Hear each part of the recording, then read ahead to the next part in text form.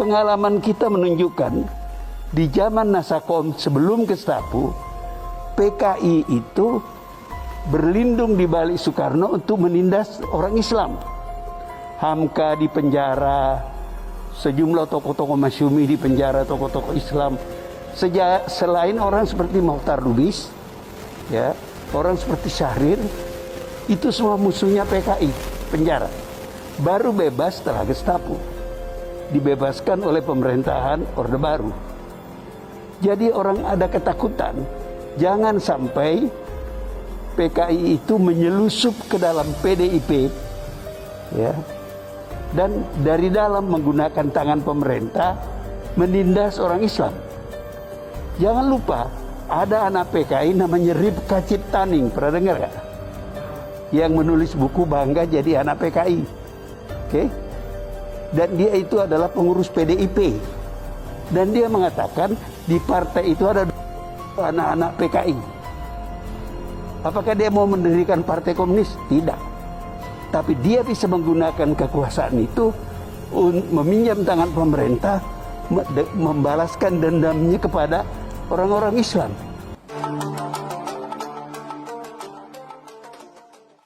Bung Karno itu menjelang Gestapo mengembangkan ideologi Nasakom. Masih ingat? Kalau usia Anda masih sekitar usia saya 77, tentu ingat. Tapi yang muda-muda mungkin nggak ingat. Jadi Nasakom ini gagasan Bung Karno tahun 26. Setelah pemberontakan PKI, Silungkang, Jakarta, dan Banten. Kalah, tumpas oleh Belanda, dan pemberontak dibuang ke Bovendigul. Bovendigul itu di Papua sekarang. Bung Karno melihat pemberontakan itu gagal karena tidak ada persatuan. Itu komunis saja. Jadi Bung Karno mengajak persatuan nasionalis, Islam, dan komunis. Nggak ada masalah waktu itu. Kenapa tidak ada masalah? Komunis belum jadi ancaman bagi orang Indonesia. Tahun 48, bapak-bapak, ibu-ibu, mudah-mudahan belajar sejarah, tahu ada pemberontakan PKI di Madiun. Banyak korbannya. Korbannya itu banyak alim ulama, ya, perwira-perwira TNI, tokoh-tokoh birokrasi, dan sebagainya. Sejak itu, cara orang Indonesia yang bukan komunis melihat Indonesia itu sebagai ancaman. Lalu terjadi apa yang sebagian besar kita ingat, Gestapo tahun 65. Sejumlah jenderal itu dibunuh oleh PKI. Keadaan itu memperburuk kemungkinan mengembangkan persatuan berdasarkan Nasakom. Akhirnya akan Bung Karno tersingkir dan Nasakom itu tidak dibicarakan lagi, habis sudah sejarahnya. Nah, ini adalah pengalaman yang terekam dengan baik di kalangan orang-orang yang pernah menjadi korban PKI. Siapa itu? Orang-orang Islam yang banyak disembelih oleh PKI dan tentara. Makanya kalau Anda lihat sekarang penentangan terhadap rencana undang-undang HIP itu adalah orang-orang Islam dan tentara, pensiunan tentara terutama, karena yang tentara nggak boleh berpolitik lagi, gitu. Nah, saya mengatakan seandainya Bung Karno tahun-tahun demokrasi terpimpin sejak 59 sampai tahun 65 menyadari, mempelajari sejarah itu, beliau tidak berkutat mempertahankan Nasakom.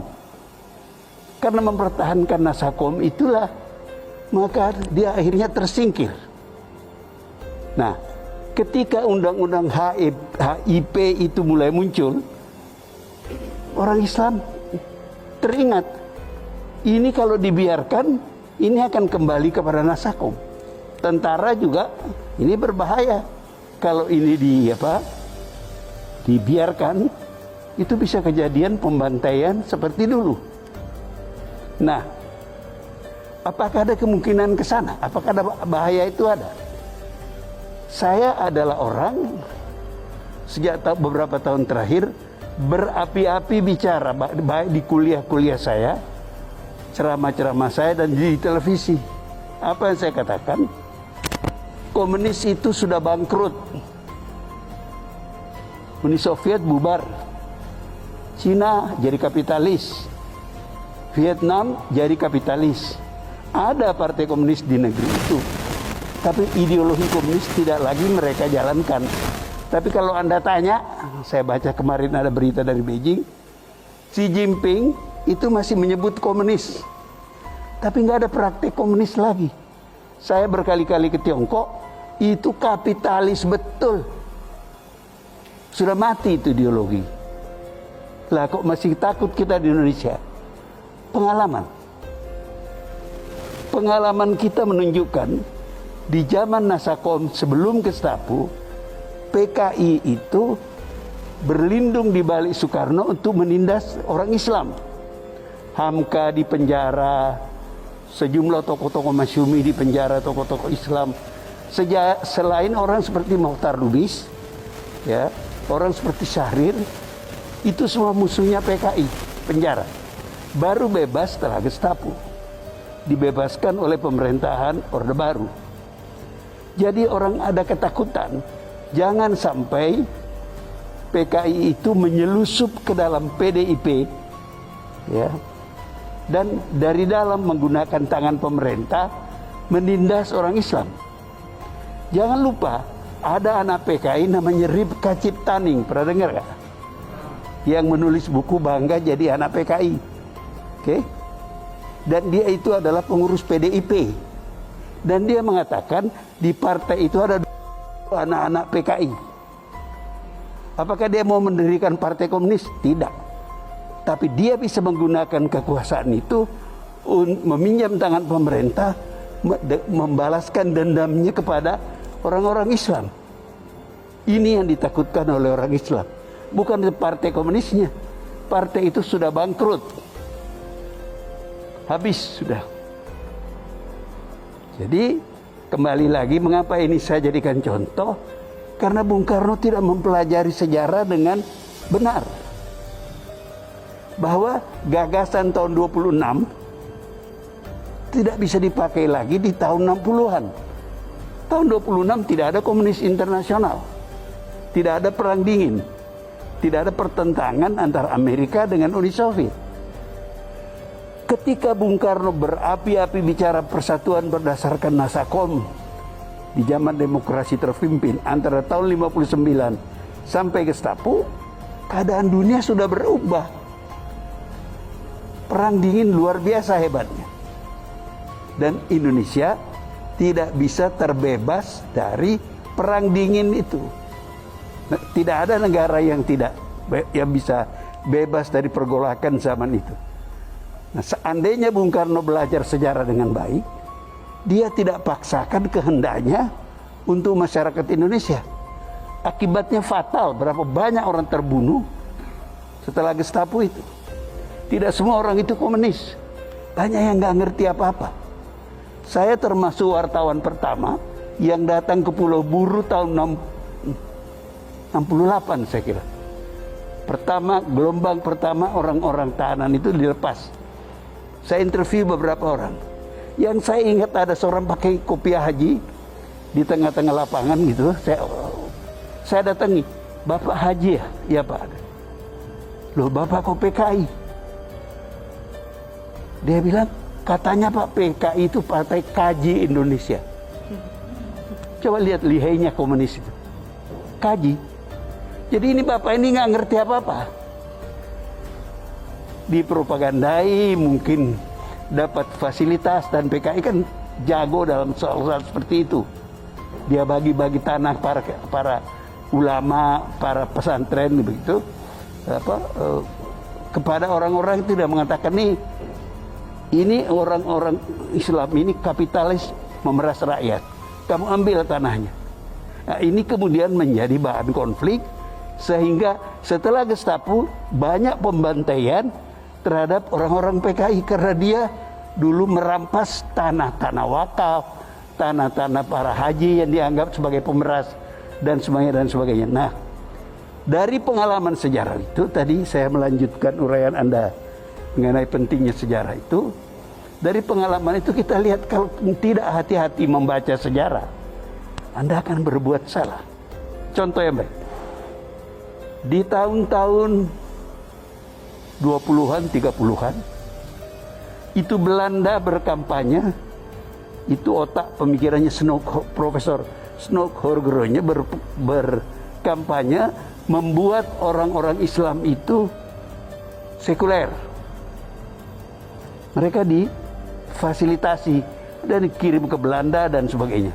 Orang Islam kan tidak punya apa-apa. Lalu berkembanglah gagasan uzlah. Uzlah itu artinya bahasa Inggrisnya stay away from, jauhi sekolah-sekolah Belanda, sekolah-sekolah kafir, begitu ya. Nah, setelah kita merdeka, kesalahan itu dikoreksi karena disadari itu berbahaya bagi umat Islam.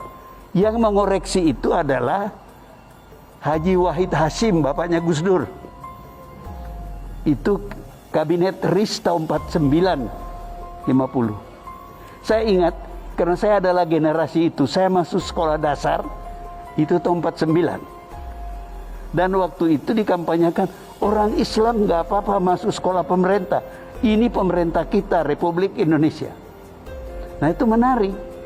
Kalau Anda hitung-hitung anak-anak Islam mulai masuk sekolah umum, kalau Anda hitung 6 tahun sekolah dasar, 6 tahun sekolah menengah, SMP, SMA, ya, maka tahun berapa itu? 49, 12 tahun. Itu pada tahun-tahun itu untuk pertama kali Anda melihat orang sholat pakai dasi. Pertama kali Anda melihat musola-musola di kantor-kantor. Oke, kalau dihitung di militer, kelanjutannya ini tambah 3 tahun akademi militer, lulusan akademi militer ditambah 21 tahun, jenderal-jenderal anak santri adalah Faisal Tanjung, bapaknya tokoh Muhammadiyah. Dan banyak orang-orang ini, mereka mengubah tentara Indonesia menjadi tidak haram lagi bagi anak-anak pesantren. Pada zaman Faisal Tanjung itu, anak-anak pesantren boleh masuk akademi militer. Di kemudian hari, Anda lihat banyak markas-markas Kodam yang ada masjidnya bagus-bagus. Itu akibat kesadaran sejarah bahwa tidak bisa kita teruskan kebijakan zaman kolonial ke zaman merdeka. Jadi apa yang Ustadz tadi sampaikan, itu saya memberikan bukti saja bahwa itu penting sekali. Nah, saya mau tambah satu lagi yang lebih aktual. Kita kan orang Islam